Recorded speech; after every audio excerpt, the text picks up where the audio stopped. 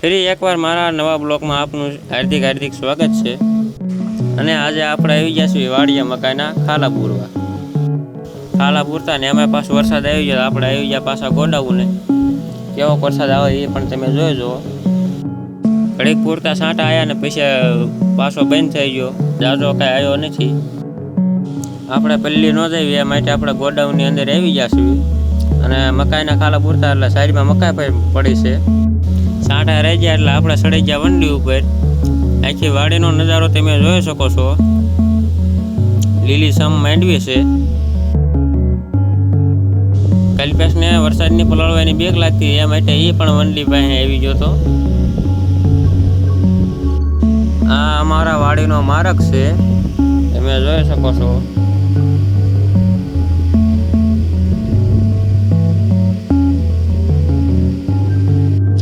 હજી મારા પડામાં ટીટોળીના ઈંડા છે। ટીટોળી ઈંડા સીવા નથી એટલે મારી વાડીમાં વરસાદ આવતો નથી।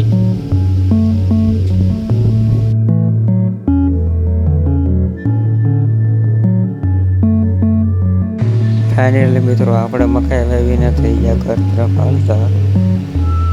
છેલ્લું વારનો તમે માંડવીનો નજારો જોઈ લો। આખા પડામાં આપણે મકાઈ વાવી દીધી। અમારો વિડીયો ગમે તો લાઈક શેર સબસ્ક્રાઈબ કરી દેજો।